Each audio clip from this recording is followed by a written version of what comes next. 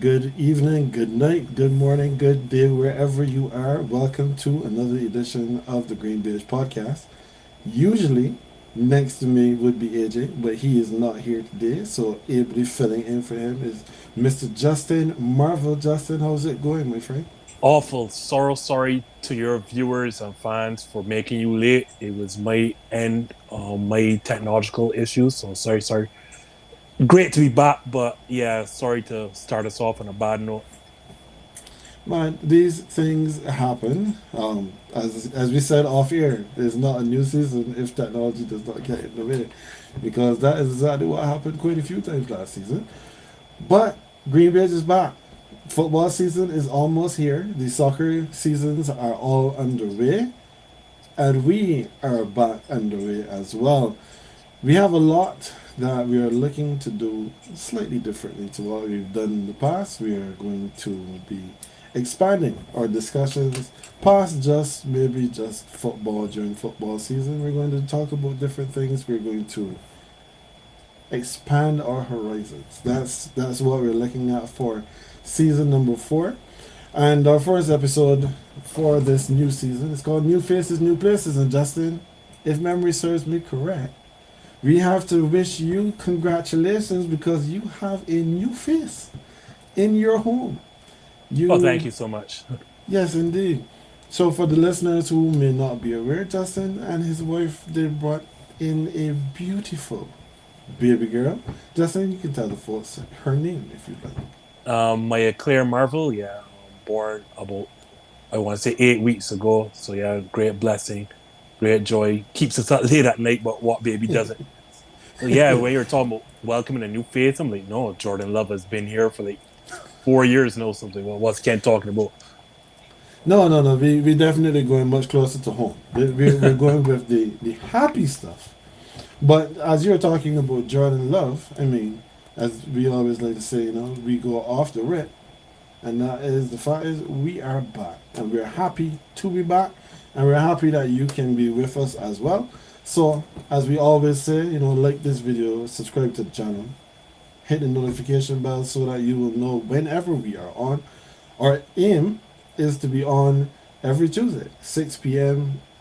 Mountain, 7 p.m. Central, 8 p.m. Eastern until the clocks change because unfortunately Congress can't get their act together so that we can start with this clock moving foolishness. So at that time, then I'll update you on the hours again. But in the spirit of new faces and new places, Justin, you made mention of Jordan Love, who is now your new starting quarterback because your old starting quarterback is a new face in New York. So I mean, we're just going to keep this nice and light and happy if you can. So how are you feeling about the fact that Aaron Rodgers is no longer a Green Bay Packer? He is now residing in the Big Apple. Funny you should ask me that because a couple years ago I would have been upset, but no, I don't know if it's anticipation for what's to come, if it's because I've been through this when we transitioned from Brett to Aaron. I'm actually looking at this with positive eyes. I'm actually happy. Part of it, as you know, whether his fault or not, the last 3 seasons came with a lot of drama, and I thought it was just time to, I was a bit over it. Like a lot of Packer fans here that live in Wisconsin, they could tell you they're over it as well. I thought when he left that most of the state would be upset, but it's quite the opposite.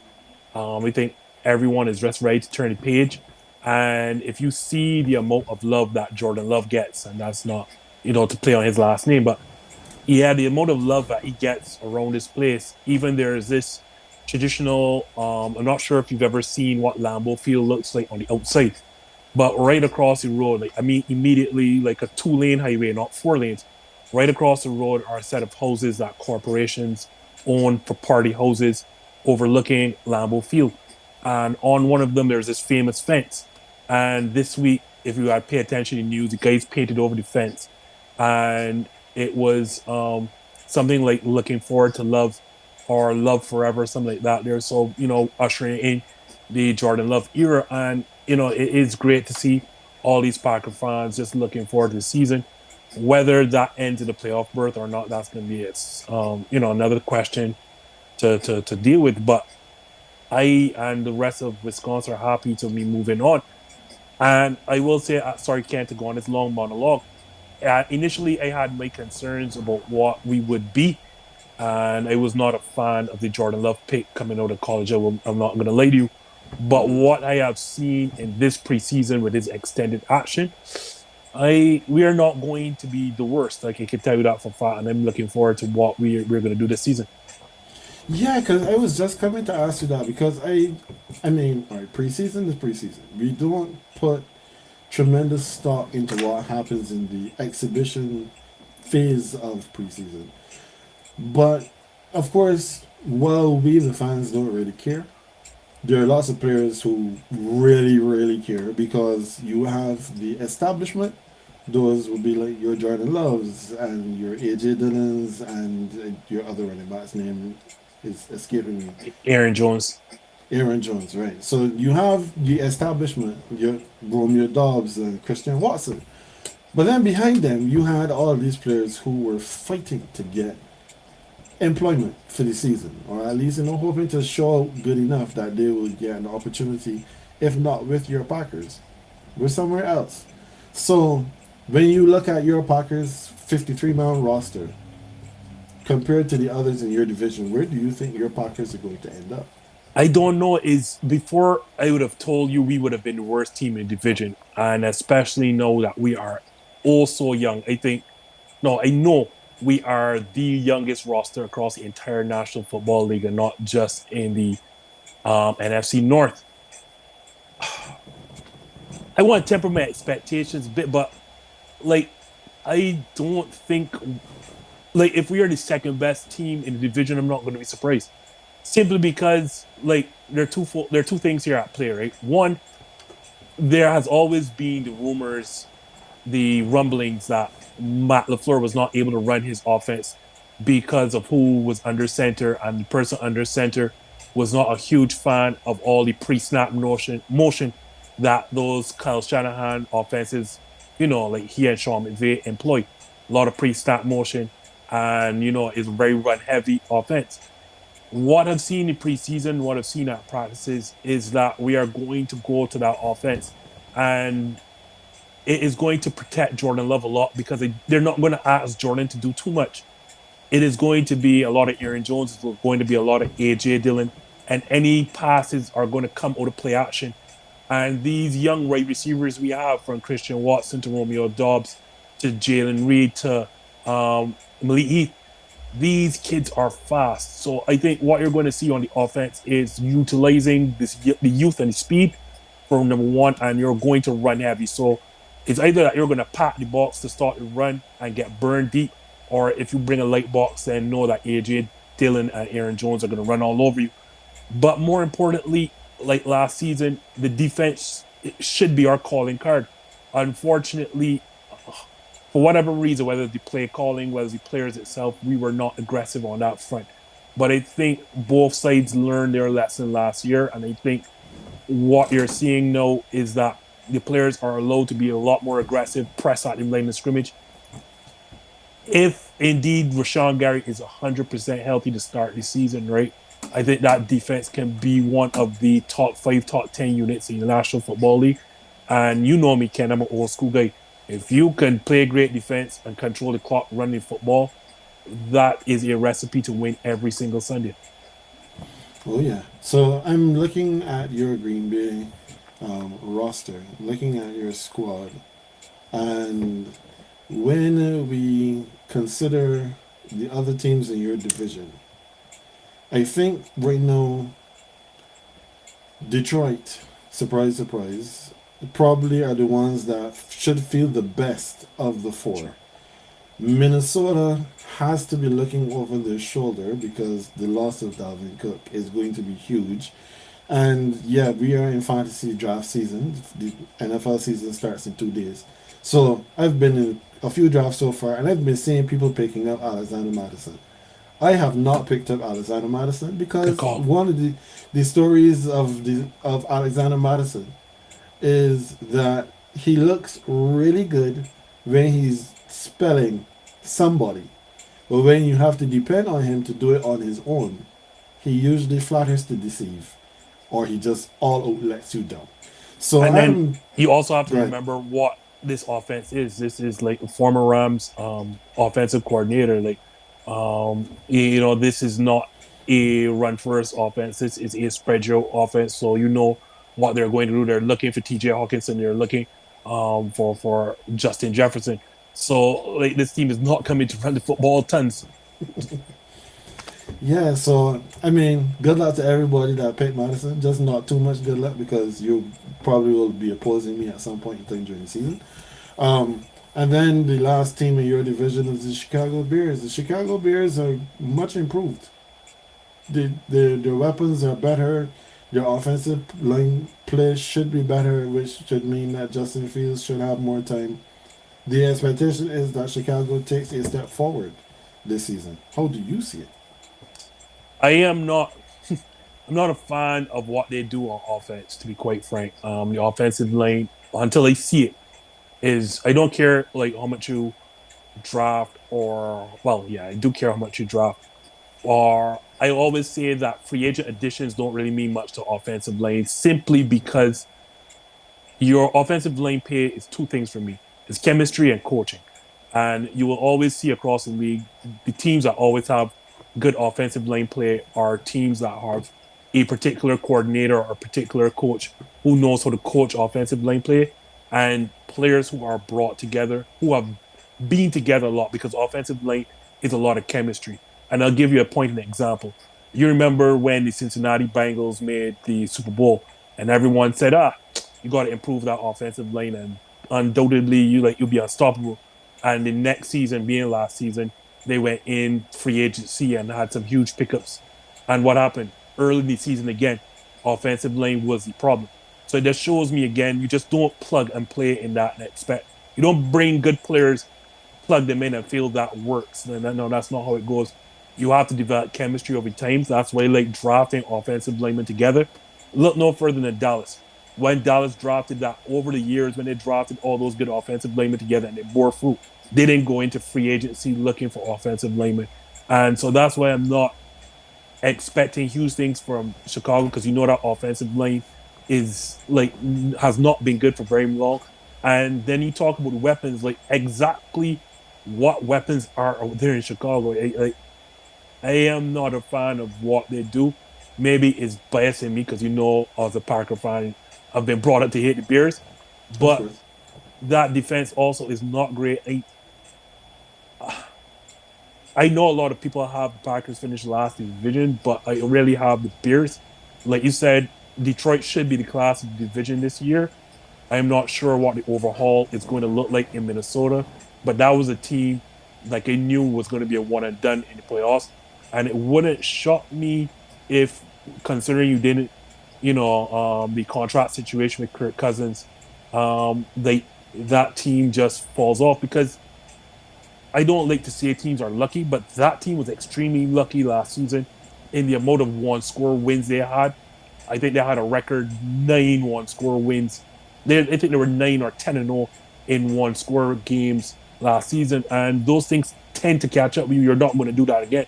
So if you're not blowing up teams as a supposedly good team next season, and we can't say that Minnesota roster has gotten better, like you said, you lost Dalvin Cook, Adam Thielen got old on you quickly. You had to move on from there. I'm not going to be shocked when Minnesota misses the playoffs, but definitely Detroit, you would have to pencil them in right now at the class of the division. All right. So moving from the NFC North, we're going to head over to the AFC East because we're talking offensive line. And one of the big issues that the darlings, the new darlings of the NFL, the New York Jets, they've been fighting with all offseason is that offensive line. Because in joint practices, we were seeing reports that Aaron Rodgers was running for his life all practice long. He was throwing interceptions, which is primarily because he didn't have time either for the routes to develop or he was running for his life. And right now, we're looking at this Jets team, and some people are thinking Super Bowl or bust. I'm looking at that division, and I am not convinced that that is the case. Do you see it the same way? Obviously, when you bring in Aaron Rodgers and you spend all this money in all and you know in trading, whether you're talking about the same Dalvin Cook is there now, right? Yes. So you bring in Dalvin Cook and you bring in all these ex Packers, whether it be Alan Lazard or Randall Cobb. Um, Offensively, I'm not a fan of what New York is about to do, especially when you bring in Dalvin Cook and you're going to be lessening the load of Brees Hall. And I think Brees Hall is tremendous. Hmm. I think a lot of people forget the Aaron Rodgers that left Green Bay, and it is not. You're just not going to change locations and all of a sudden be a different player. In that, obviously, this is an MVP caliber player once he steps on the floor or the field, should I say? The issue comes in Aaron Rodgers does not have a lot of time for young players making mistakes, and when you look, your biggest playmaker is or should be Garrett Wilson. No, Hmm. if Garrett Wilson all of a sudden start, and I mean, I've heard rumors in practice already of Aaron Rodgers not being happy with the route decisions or breaking off routes that Garrett Wilson has done, and they can tell you for a fact. I've watched this man his entire career, can like no other person in life. If you don't do what Aaron Rodgers wants you to do, and at least an interception, especially, best believe that you're in the doghouse. And I could give you an example that can Devontae Adams' first year, for as great as Devontae Adams is, wasn't he doghouse in his rookie year? And I can tell you that for a Hmm. fact. It took that miraculous Miami win where Aaron Rodgers did that fake spike and threw that. It took that game late in the season for Devontae Adams to get out. This is a roster that has Super Bowl aspirations. Will they have the time to go through what should be rookie mistakes? And that is the one thing I'm not a fan of Aaron Rodgers for.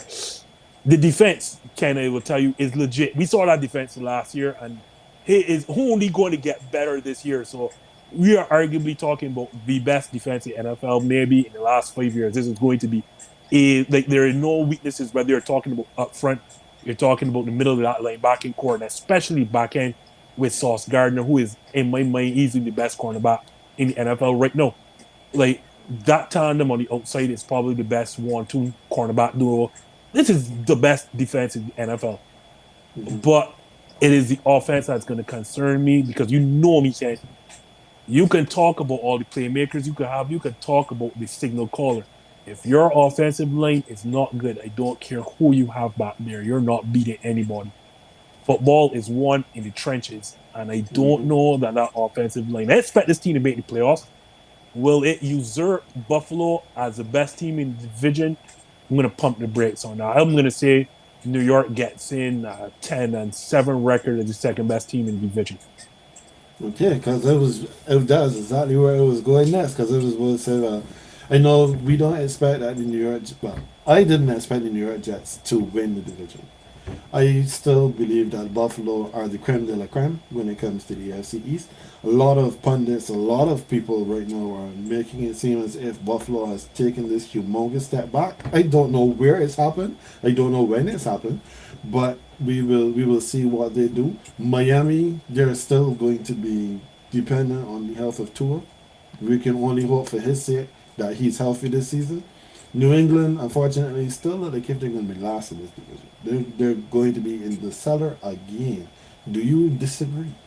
Well, I mean, you and I are in a chat, and we poke fun at your co-host about this daily because as great as Bill Belichick is as a coach, that's you can't say the same as general manager.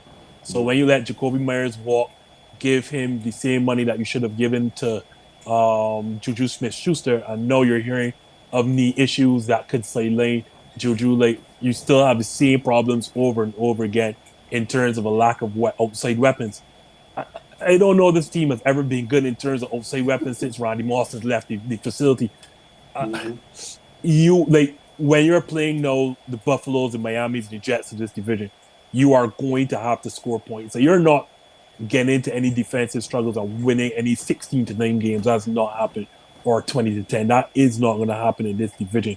You better be able to put up points. And I have to believe with Matt Jones, I think Matt Jones is going to be a lot better now that they have a legit play caller. Finally, I don't know we, what. when they actually have an offensive coordinator I don't that know what knows how to coach offense. I don't know what the hell that was last season, but know that you've moved on from the Joe Judges and the Matt Patricias and actually have an offensive coordinator. Hopefully, Matt Jones looks like what he did in his rookie season. But again, without to put it in the context, you can, if that team minus Juju Smith-Schuster takes the field against the New York Jets defense or even Buffalo's defense, are you expecting them to threaten anybody down the field? Nope. The answer is no. You're not threatening anybody. Like, you're going to have to run the football, and those teams in the division know you're coming to run the football. So you're going to stack the box, press your untalented wide receivers, and dare you say, show me that Matt Jones can beat me. And if you like, I'm not sure how Miami's going to look defensively, but the Jets and the Bills are very good defensively, especially in the back end. That is not going to beat their secondary, either the Jets or the Bills. I have to believe with the lack of offensive weapons to threaten anybody outside of their running game, Ken, that's not beating anyone in the division. So dead last, and by a comfortable margin too. All right, so let's move now from the AFC East. Let's come out west. This is the division that I gotta say because I have to own it myself because I made this mistake. I erroneously said that I thought that 3 or 4 teams could have come out of this division, and this was when Russ got here. I didn't expect that Nathaniel couldn't hack it to the degree that he did. But now, new face in a new place. We have Sean Payton here in Denver. Sorry about that, Ken. Sorry about that. Do you think this makes a difference for Denver? Does Denver have an opportunity, you think, to make it into the playoffs this season? They have an opportunity, but again, we talked about the division and how tough the division is. Today, it only got better for them. I mean, I hate to talk about players' injuries, but obviously with a team that no longer has the cheetah in Tyreek Hill, the mainstay was always going to be Travis Kelce, and now we found out that he has injured knee, a hyperextended knee. Like, we saw what the rest of those offensive weapons are. I learned for the Super Bowl, though, not to ever question Andy Reid again. So I know some way, somehow, Andy Reid's going to make this work. But I think Travis Kelce's injury kind of brings them way back down to earth, and especially considering the holdout of Chris Jones. Like, I don't think people are making this as big of a deal as it needs to be, Ken. That is a major, major deal for a team that no longer has the firepower that it did at the start of what you and I call the Chiefs dynasty. So, but you know what I mean. If you have the best head coach, the best quarterback in the division, chances are you're going to win the division. So I'm not going to bet against them. With the Denver Broncos, I liked Sean Payton before, but I already see what's going on, what's happening in Denver. I put my neck on the block with Nathaniel Hackett and that team being at least the second best team in the division. Not again, because they can already see Sean Payton, what Sean Payton is doing, referencing what happened in the past, essentially to set himself up in case failure happens. And we saw that when ripping Nathaniel Hackett and what went on. It was unnecessary.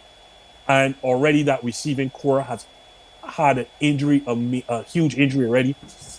I am not going to be surprised if this team is on. Sorry, that's me hedging my bets. I believe this team is going to miss the playoffs yet again, and it should not happen considering how great that defense is. But Seattle knew why they moved on for Russ, and I'm not sure if you've ever read the in-depth articles about it. They knew what they were doing. They talked about it for the last 2-3 years. Russ was losing a step, can't beat people on the outside anymore. The arm strength is going a little bit. They knew what they were doing. They were always looking to move on from Russ. There were even rumors that the reason that Russ got no trade contract or no trade clause in his contract is because of back-to-back years, the Seattle Seahawks looked at the draft at both Patrick Mahomes and then Josh Allen, and had either player slipped to them, they would have drafted him. So that is why Russ put that no trade clause in his contract, because he knew Seattle was always kicking the tires on him. And Look what happened. They moved on exactly at the right time. I say all that to say sorry, Ken, for that monologue. Denver Broncos, I am going to put money on missing the playoffs. And the two teams from the West that made the playoffs last season, in terms of the Chiefs and the Chargers, are going to be the same two teams going back. Because again, you know me, Josh McDaniels is not a head coach in the National Football League. He is not. Mm-hmm. You taking what you learn from Bill Belichick and just trying to transplant it wherever you go is not a recipe for success.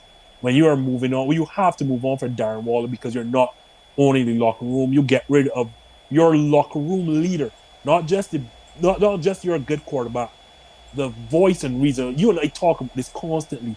If you are at odds with a locker room leader like Derek Carr, something is wrong with you. There is not a man in that locker room who did not look up to Derek Carr as a leader, who did not respect Derek Carr. For you tend to move on from your two leaders in Derek Carr and Darren Waller for absolutely nothing, it tells me all they need to know. And you're all already hearing Devontae Adams speaking about, possibly moving on. They are going to finish. It's going to be neck and neck between the Raiders and Broncos for the last in the division. Yeah, yeah, I don't disagree with anything that you've said.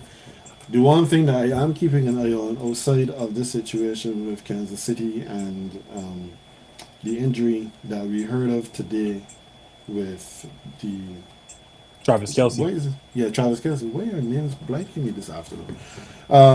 You need some fish oil. Fish oil helps your frontal cortex. Yeah, probably. That's probably what I need to get going here. The other thing that I'm looking at is Kellen Moore. Kellen Moore being the new face in at the Chargers. I'm interested to see what he's going to do there because a lot of people think that he's the poster child of good offense after being the offensive coordinator for Dallas and thinking that the issues that Dallas had were always that and not with him. We will see. We will see what happens. Before you move on, right? I always want to poke holes. Like, you know me, I'm not a fan of some of these coordinators and coaches that get jobs. And the two that are in LA are the chief culprits for me in Brandon Staley and Kellen Moore. So let me start with Kellen Moore first and foremost, right?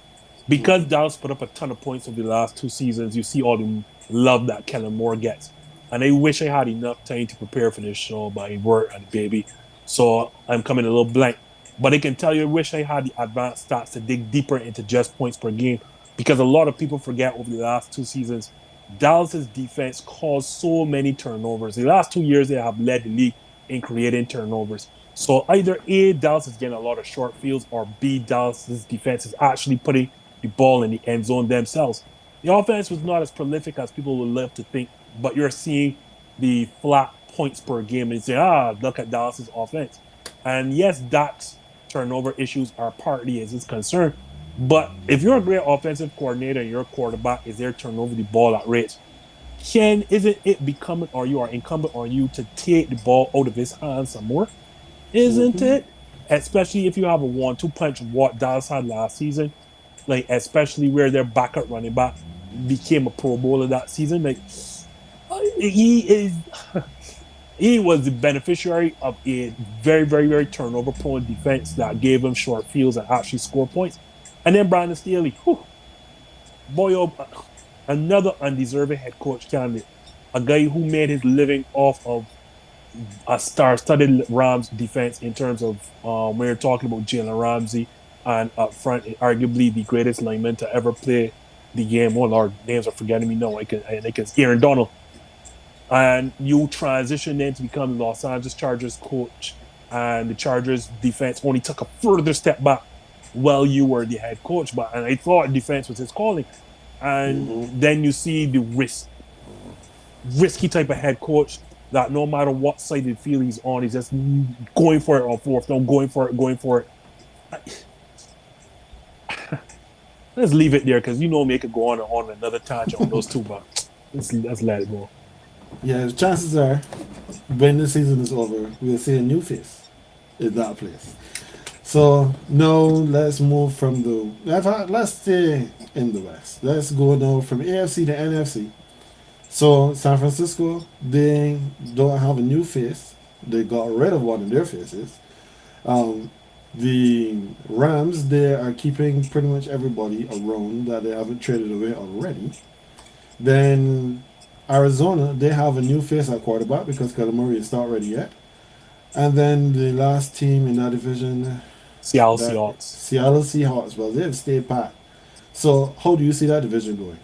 The same two teams that made the playoffs out of that division are the same two teams again, simply because I keep telling you, coaching wins a lot in the NFL. And for my issues I have with Kyle Shanahan, I definitely can't question what he does in terms of line play on either lane, whether the offensive lane or defensive lane.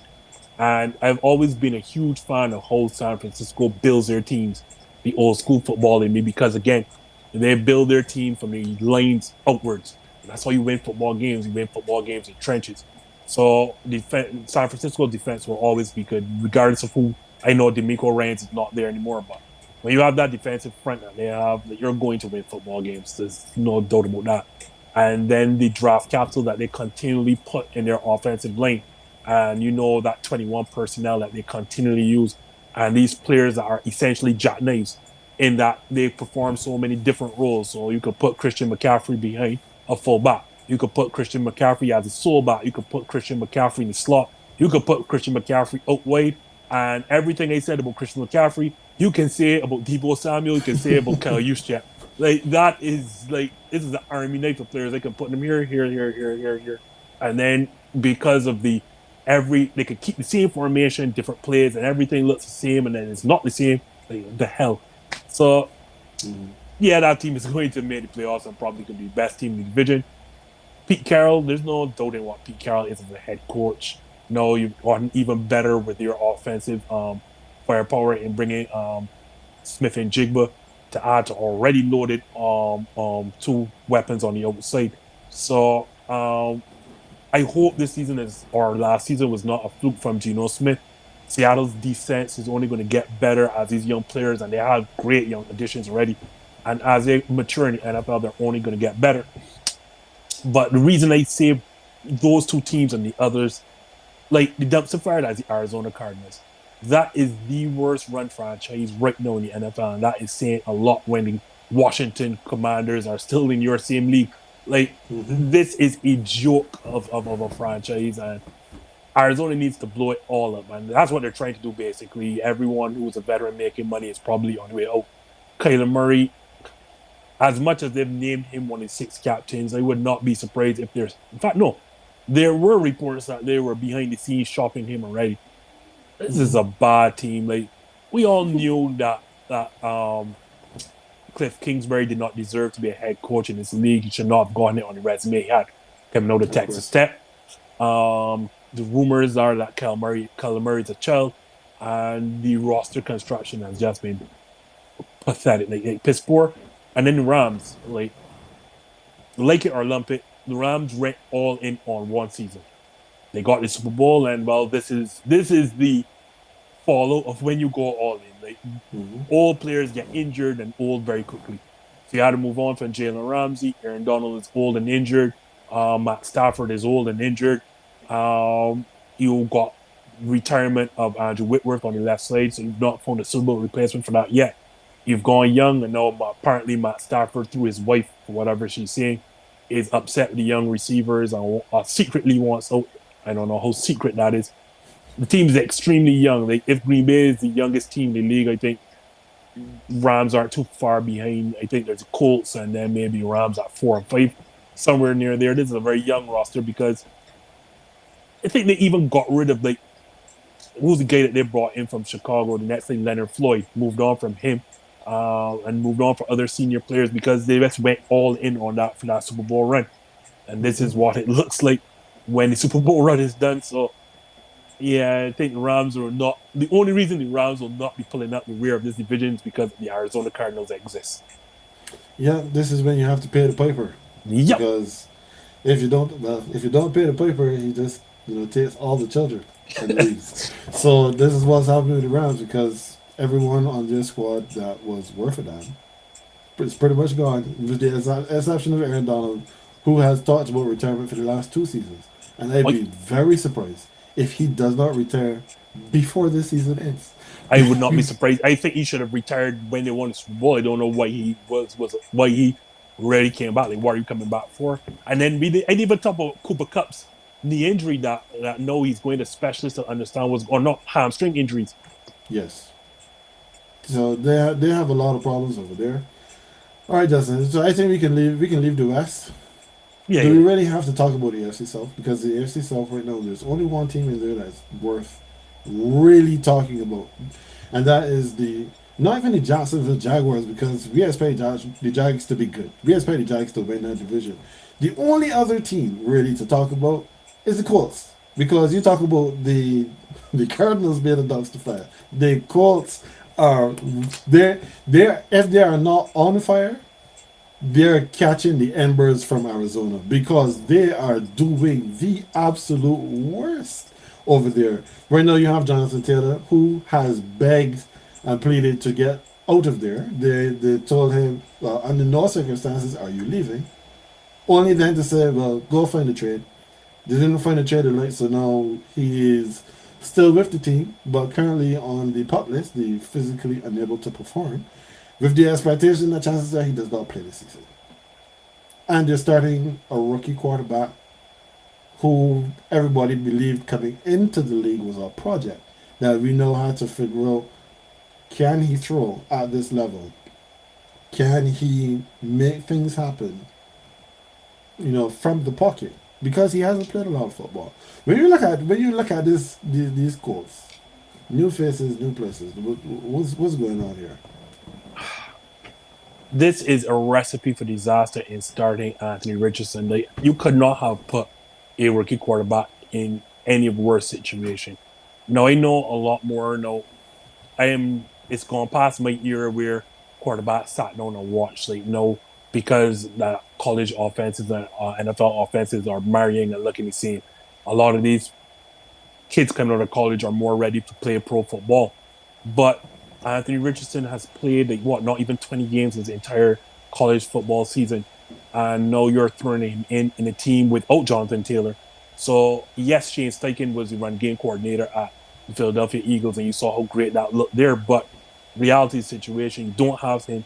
The outside weapons in Indianapolis have always come to question what is there to protect this kid. And I know he feels he's Superman because he's a huge kid, about Mhm. 6'4", 6'6", 240 pounds. So like, we're talking about a Cam Newton mold, probably even bigger, stronger, and faster. But we saw the mechanics, you saw the turnover rules at Florida, you saw the accuracy issues at Florida. This kid is not ready. I know you're throwing him in without the best player in the team, in Jonathan Taylor, because at least you'd have the run game to kind of like, ease him in, and he can run a lot of play action or naked bootleg, because teams will be focused in on Jonathan Taylor. That's not the case. Like, you're kind of a rookie head coach with a rookie quarterback without your best player in the running back. Like, I don't like, that's as simple as to show you nothing good is going to come of playing Anthony Richardson. They tell you, for the very least, there's no harm in having Anthony Richardson wait 13 weeks before starting, because like, you're not looking to make the playoffs right now. You're worried about the health. And for those who are watching your show, and I know you have a lot of fans, okay? So for those who think, what is the harm? There is a lot of harm in starting a rookie quarterback. This is not the NBA where you just go through aches and pains. You're literally, figuratively going through aches and pains, because one of the biggest things that people don't talk about, and I need people to start watching whenever it comes out, the series called Quarterback. One of the big things, responsibilities of a quarterback, is knowing your protection and where to slide it to, where to understand where blitzes are coming from, how to read your hot reads to avoid blitzes and whatever not. Anthony Richardson, again, hard does not have 20 games at the collegiate level. You're coming to the NFL where people are just as big, just as strong, just as fast as you are. You do not know your blitz assignments. You don't know your coverage, your protection assignments. You're going to get yourself hurt out there. That is the first thing. Don't forget knowing to read defenses, being accurate. The first thing as a quarterback you need to know is your protection assignments. And throwing a kid with little to no experience out there behind a line with very little experience with a team that is not good, Ken, the Indianapolis Colts are asking for problems and trouble. Yep, yep. They're looking very much like they're going to be picking in the top 3 to 5 picks in next season's draft for sure. So now that leaves us with 2 divisions still to touch on, and I Yeah, think I'm bring going to go yours. to I'm Bring going to yours. go I to know my you want to division bring yours. first, and then we'll end with the NFC East. So in my division, new face, new place. Derek Carr is my new starting quarterback. We have a rookie quarterback in what's his name, Bryce Young. He is at Carolina. Then we have a new quarterback in Tampa, which is Baker Mayfield. And we have a second year quarterback starting for the Atlanta Falcons, who took the running back Bijan Robinson in the first round of this season's draft. So, a lot of people have been asking me, how do I feel about my division? I tell them the straightforward answer is I'm winning my division. I'm expecting the Saints to win about 11 games, at least 11 games this season. Because even if my offense does have some growing pains with Derek Carr now under center and with Alvin Kamara only receiving a 3 game suspension. And they say only because everyone who I've spoken to about this said I told them I expected at least 6 games. Because from what we heard in the reports, it did not sound very good. It did not sound very positive. But they only gave him 3. Thank God. So we have him coming back after week 3. But my defense is my secondary is probably as good as almost any in the league. We have benefited, if there's a way, if you want to look at it from that perspective, from Marshawn Lattimore having a couple of injuries over the last couple of seasons, because that gives an opportunity to develop 2 young corners who are playing almost at his level. That is Alontae Taylor, and the second name just Fish oil. flew. Fish oil, Ken. Fish oil. Yeah, when the name comes back to me, I'll bring that too. But the fact is, we have not had very good quarterback play over the last couple of seasons. We barely missed the playoffs the last, well, 2 seasons ago. And we had an opportunity to make it if Tampa lost, and then we won, and then we lost our game as well. So we have not done ourselves any favors, except this offseason. No, we have a good secondary. We still have a decent front. We have our weapons on the outside. With the wide receivers that we have, there should be a lot less responsibility for Michael Thomas. So hopefully he'll be able to hold up. Yeah, we could spend time talking about the others, but why? This is the Saints division to lose. It really is. Like, you know me, not a fan of Baker Mayfield. And again, offensive line is part of the problem. A lot of aging players all over the roster in terms of the playmakers. So, I mean, maybe the defense, and even when their defense was good, it was getting old and there were problems on the back end of the defense. And I don't think that's going any better going forward. Um, Carolina's going to have some growing pains. You're starting to, you're having a rookie quarterback, even though I will say, if there is a place that you want to start a rookie quarterback, Carolina is the situation simply because of what, when you have Frank Wright, quarterback whisperer, and you look through the veteran play caller and everything they have set up. I think Bryce Young, for the rookie quarterbacks, is in the perfect position. But yeah, they're going to take a while over there in Carolina to start winning football games. They're going to be competitive, but I don't expect them to win. Atlanta may be sneakily decent, though, because as much as people always talk about running backs and not drafting running backs, I disagree. Huh? I always say the best time to draft a running back, or best like draft running backs. I'm all for it because running backs are one of 2 or 3 positions I always say are come ready to play in NFL. Like if you have a great running back, a rookie running back, you plug and play him immediately because running backs immediate their success is immediate and you want to get them as fast as possible. The issue to me is not drafting running backs highly. It's not giving them that second contract. That's what you don't do. So you can draft the running back as high as you want. And I think them drafting Bijan Robinson, I absolutely love it because you have a young quarterback in Desmond Ritter, and you want to give him as many tools to succeed. So you have the second-year player in Kyle Pitts. and then you have Bijan Robinson behind him. So he has a lot of safety valves, for lack of a better term.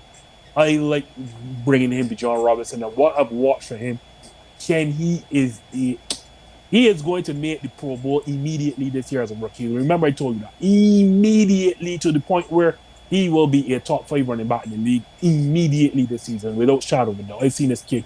This kid is special. But I'm not a fan of Desmond Ritter. All that being said and done, so I don't know that that's a good quarterback, and I don't know that Atlanta's defense is going to bother anybody.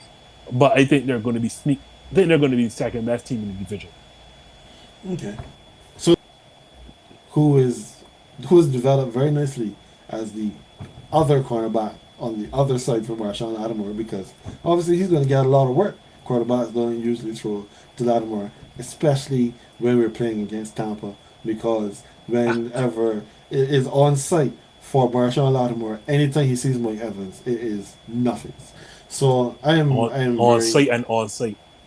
there you go. And then of course we have Tyrann Mathieu and Marcus May as our safeties. Saints are going to be fine. So finally, the NFC East.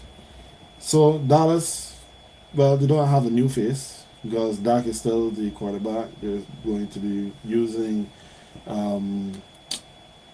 what's his name, the running back, Tony Pollard. Tony Pollard. Yes, He's back from injury though.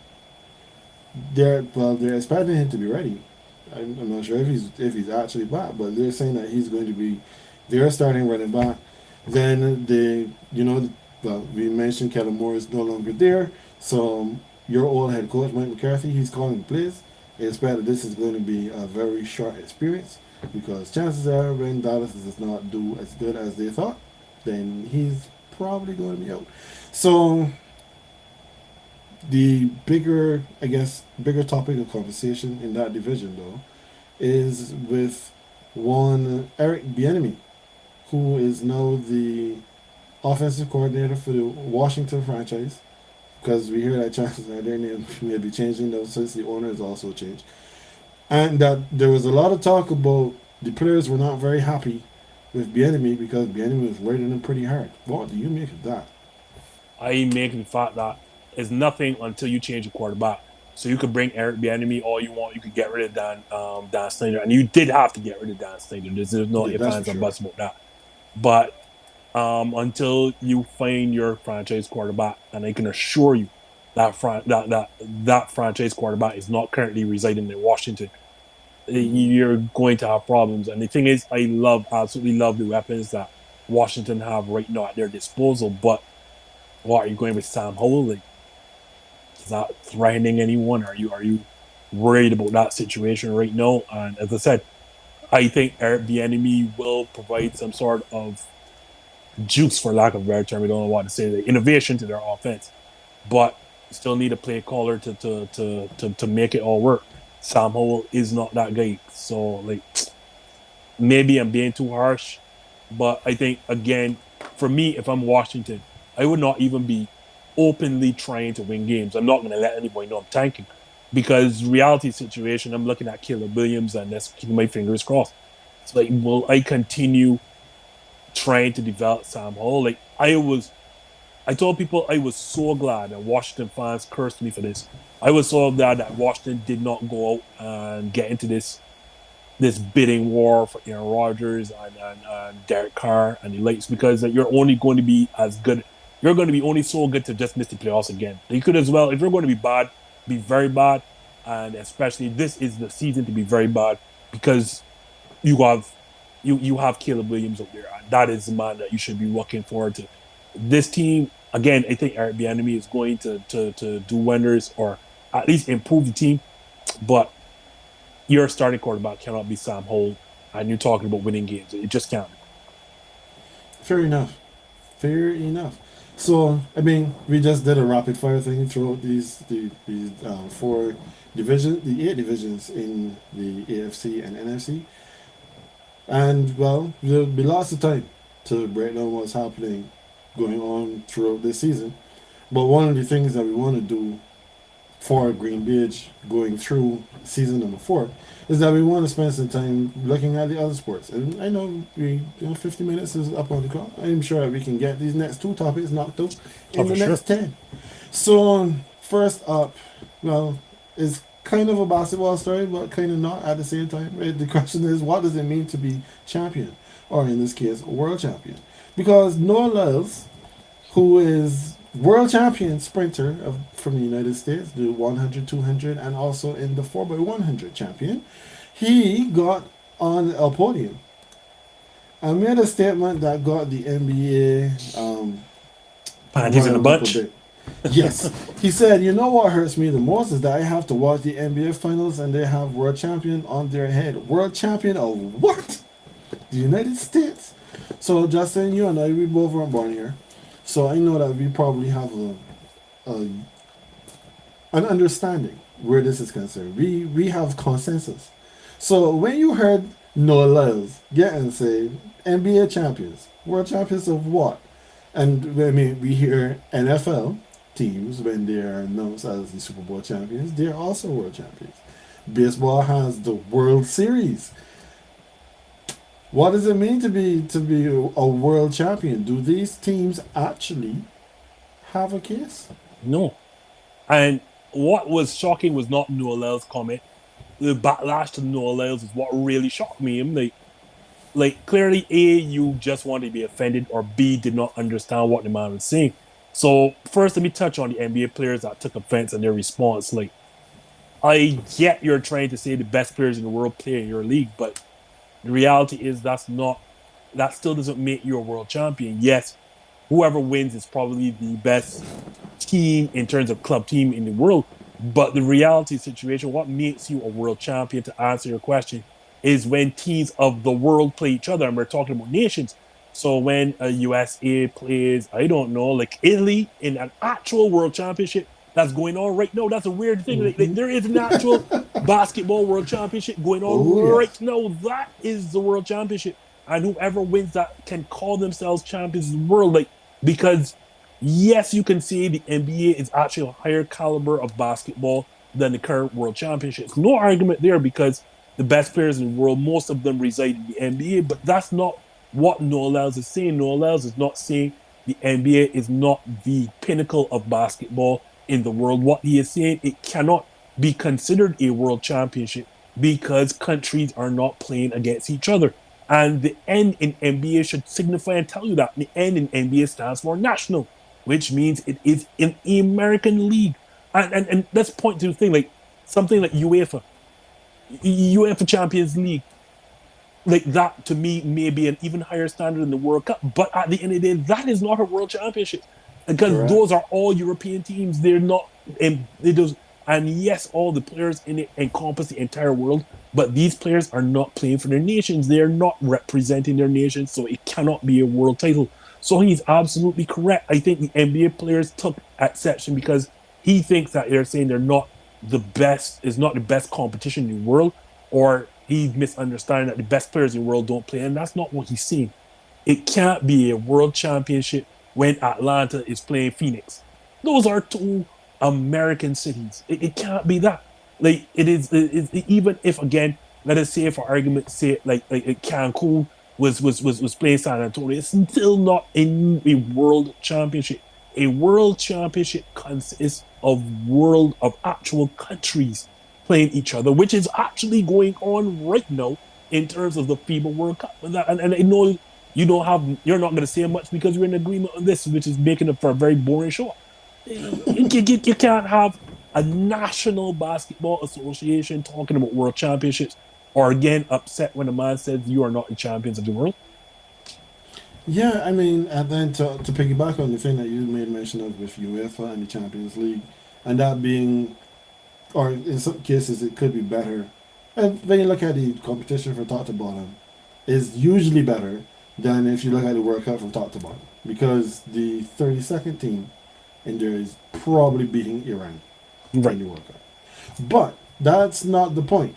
When you win the UEFA Champions League, you don't call yourself world champion, or even like you're the club world champion, because you know what they have. in like October, November, they have the Club World Championship, where the top team for UEFA plays against the top teams from the other divisions, the other conferences that send a team, and when you win the final, then you are the Club World Champion. You are not the Club World Champion until you beat the teams in that competition. So Nola is saying what he said. I think that it rankled people because of him saying that they're not world champions makes them sound to them as if he's saying they're not the best. And you know, one of the things that America is very concerned about is being the best everywhere at everything at every time. So Right. when he says on that stage, "What, you're world champion of what?" Then they'll be like, "But we're the best basketballers in the world." And that's not what he's In not, and this that's not what he's saying. in this case, we don't care because that's not the conversation. The Right. conversation is when you're at a world championship, as you said, FIBA going on right now. If the U.S. wins that, then the United States of America are the world champions in basketball. And the Simple as that. expectation is that they should win it. But Nikola Jokic is not going to be a world champion, even though he is the MVP of the NBA champion Denver Nuggets. We can leave that there. So we did touch though on the whole soccer thing. And one of the biggest issues that is happening right now is that these matches are going on longer than ever before. This started from the World Cup. It's continued now into the European soccer seasons, where usually we would have seen 3 minutes, 4 minutes of extra time, 2 minutes of extra time after the first half. Now we're getting 8 minutes, we're getting 10 minutes, we're getting 12 minutes. And the teams and the players are up in arms over this situation. We've had Pep Guardiola coming out and saying, "Oh, but we need to consider the amount of strain that we are putting on our players, making them play all of this extra time." What do you make of this situation, Justin? I am actually, so I was let you take the lead on this because I have not gotten a chance to check up on that as I told you beforehand. So go ahead, take the lead first before I can read out some more here, Ken. Sure, no problem. So I think I was talking to a friend of mine and I told him that I had a take on this that I was sitting on. I was sitting on it like a mother hen, Justin. I was waiting till I got here on this show for my egg to hatch. And here's my egg. I believe that very shortly, I'm saying like within the next 5 to 10 years, we are going to have a timing situation in world soccer football. Very similar to what we have right now in the NFL and the NBA, which is every time the ball goes over touch, the clock stops and it restarts when the ball gets back into play. Because we have had situations, and this whole timing thing is as a result of these players playing the tail every single match and wasting our time. Now, we are either paying money to go see it in the stadiums, or we're paying money to watch it on TV. We're not advocating piracy, but there's some people who will find other ways to procure access to the games. But a study showed that the time that the ball is rolling on the field was somewhere around like 50 to 56 minutes of a 90-minute game. So you are paying a price, £40, €80, £100, depending on where you're seated. And you're missing a quarter of the game, a third of the game, because most of that time is either someone rolling around on the floor, kicking the ball out, doing something and just wasting time.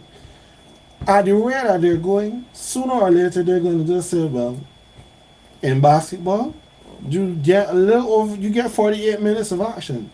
And if you consider like they can inbound the ball and let the ball just roll all the way up the court before they pick it up when they reach half court, the ball is rolling for even more time than the 48 minutes. Why don't we introduce that instead? Because the players are shortchanging the fans. And you know how it goes. your team is playing and your team is winning, you want the ref to blow off the game as soon as 90 minutes hit. But when your team is losing, you don't mind that he puts 8 minutes on because the other team has been wasting time the entire second half. At the rate that they're going, this is the next step because they have been wasting time for so long. It has to change. It had to change. This is the route that they've decided to go for now.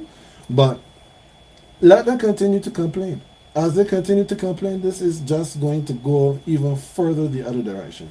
I wanted to start by saying that, but I wanted to read a little bit to also concur. But there are things I add, so I want to add to that. Like as you said, like fans are paying money, especially with TV rights being as high as they are, and they want the football action. So if you're they're wasting time, and we're talking, we know about the injuries, but on top Mm-hmm. of that, to add on, not to go any further with what you said, because I completely agree, is on top of that the goal celebrations. The goal celebrations are become more and more ridiculous, and it sounds weird for me as the NFL fans who loves to see goal celebrations, but like when you're taking all that time, like well, people adding back on. But I think part of it also, and I'm not sure how much that has to do with it, is VAR. Like the time that Mm-hmm. you sit down to go through all these reviews and you're going through Mm-hmm. these reviews at length. Well, this is where the men are getting back that time.